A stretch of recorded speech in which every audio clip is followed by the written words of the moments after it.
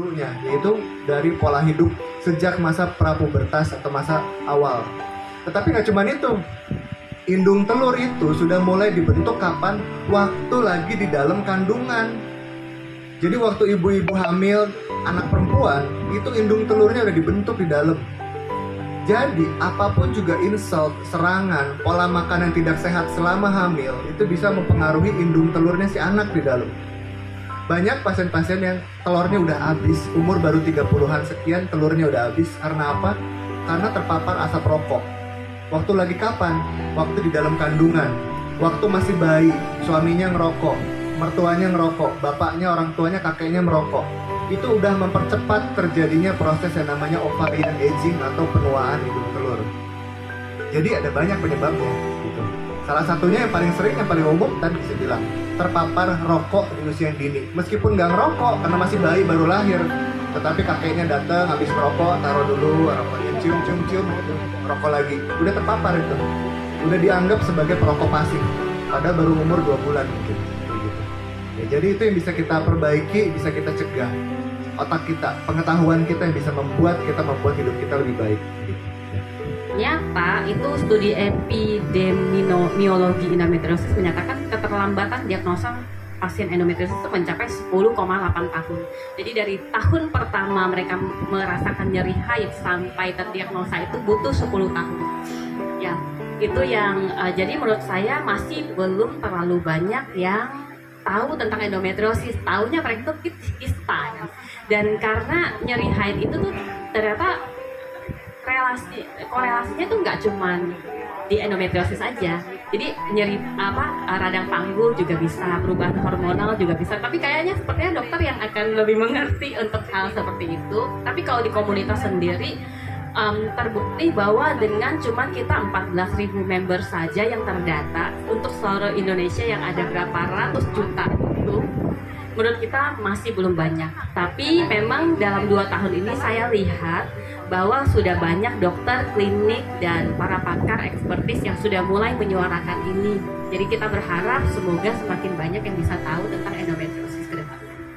Diwaspadai dong. Oke, jadi kalau tadi saya ngomong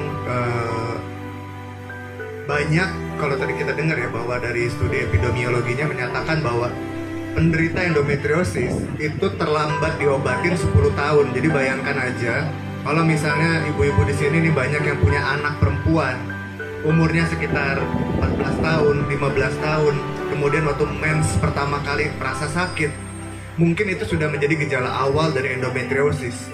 Tapi banyak yang nggak aware, banyak nggak peduli gitu, dianggapnya nggak apa-apa, sakit mens itu biasa, awal-awal tuh biasa gitu ya. Nanti baru berobatnya pas sudah mau nikah, umur 20-an sekian. Nah itu udah terlambat 10 tahun kan begitu. Umur 14 tahun mulai mens, 15 tahun mulai mens, sakit, baru diobatinnya umur 24 tahun, 25 tahun. Terlambat 10 tahun. Bayangkan bagaimana progresivitas atau memburuknya kondisi endometriosis selama 10 tahun.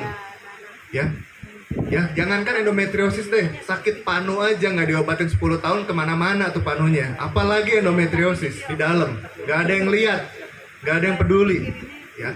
Gitu. Sedangkan kalau mau pergi ke dokter, mau cari pendapat profesional, belum nikah, masih muda, masih SMA, masa perginya ke dokter kandungan, jadi aib. Itu yang bikin endometriosis tuh banyak, tapi kayak fenomena gunung es. Cuman kelihatan ujungnya doang tuh, padahal di bawahnya banyak. Di bawahnya banyak sekali yang menderita endometriosis. Nah, jadi balik lagi bahwa gejala tersering dari endometriosis seperti yang sudah dibilang, itu yang paling simple, paling sederhana, itu adalah nyeri gitu. Dan skala nyeri itu beda-beda gitu. Ada yang nyerinya biasa-biasa aja, masih bisa sekolah, masih bisa main sama teman-teman. Ada yang nyerinya sampai tiap kalau mens itu harus cuti 3 hari, masuk ruang UKS kalau dia bersekolah begitu ya. Nah itulah endometriosis gitu ya. Jadi ini suatu hal, endometriosis itu yang sangat relate gitu loh. Dan memang itu yang menyebabkan banyak penanganannya terlambat, karena seperti yang tadi dibilang oleh Mbak Weni di sini bahwa terlambat, dianggap aib, ditutup-tutupin, dianggap biasa gitu loh ya. Di kita kan sangat sering menormalkan apa yang abnormal gitu loh ya. Minta pungli dianggapnya normal, biasa, biar gampang urusannya. Itu abnormal tapi dinormalkan. Endometriosis juga sama.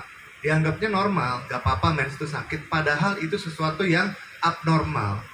Kita bisa menanganinya dengan cepat. Kita bisa menanganinya dengan mudah kalau datangnya awal. Tetapi yang menjadi semuanya berlarut-larut karena terlambat gitu loh. Jadi yang paling gampang kita mau cari tahu endo itu dari mana? Ya nyeri gitu loh.